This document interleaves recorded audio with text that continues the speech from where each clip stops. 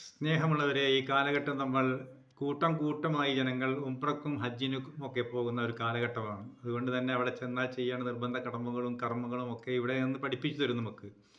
എന്നാൽ പൊതുവെ പഠിപ്പിച്ചു തരാത്തതും, എന്നാൽ നമ്മൾ അത് അത്രമാത്രം കാര്യമാക്കാത്തതുമൊക്കെയായ ചില നിർബന്ധ കടമകൾ നമുക്കുണ്ട്. അത് ഏറ്റവും വലുത് അവിടുത്തെ ആ നാടിനെ ആദരിക്കുക എന്നുള്ളതാണ്. അത് പ്രവാചകന്മാരുടെ നാടാണ്. മദീന എന്ന് പറഞ്ഞാൽ അള്ളാഹുവിൻ്റെ റസൂലിൻ്റെ നാടാണ്. അതുകൊണ്ട് തന്നെ നമ്മൾ ഇന്ന് ഇവിടെ നാട്ടിൽ ചെയ്യുന്നതായ കാര്യങ്ങൾ, നമ്മൾ ഇവിടെ മഴ പെയ്തു, അല്ലെങ്കിൽ വെയിൽ വന്നു, അല്ലെങ്കിൽ കാറ്റടിച്ചു, നമ്മൾ എന്തൊരു കാറ്റാണ്, എന്തൊരു മഴയാണ്, എന്തൊരു ഇടിയാണ്, മിന്നാണ് എന്നൊക്കെ നമ്മൾ പഴിക്കാറുണ്ട്. ഇതൊന്നും തന്നെ അവിടെ മനസ്സുകൊണ്ടോ വാക്കുകൊണ്ടോ ഉണ്ടാവാൻ പാടില്ല എന്നുള്ളതാണ്. അവിടെ അനാദരവാണത്. അവിടെ ആദരവ് പ്രകടിപ്പിക്കുക എന്നുള്ളതാണ് ഏറ്റവും വലിയ അവിടുത്തെ സൽക്കർമ്മം.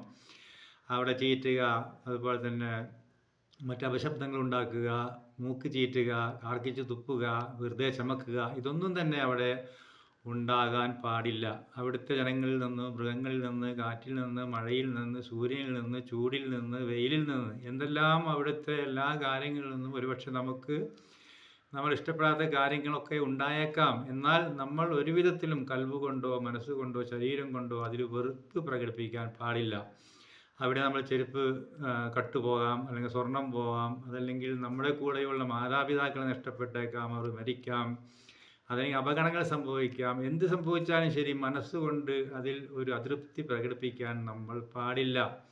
അത്രമാത്രം സത്യസന്ധതയും സ്നേഹവും ആദരവും അവിടത്തോടും അവിടുത്തെ നബിമാരോടും അള്ളാഹുവിൻ്റെ നബിയോട് പ്രത്യേകിച്ചും റസൂൽ സല്ലല്ലാഹു അലൈഹി വസല്ലമയോട് പ്രത്യേകിച്ചും നമ്മൾ ചെയ്യൽ നമ്മുടെ കടമയാണ്. അതൊരിക്കലും മറക്കാതിരിക്കുക.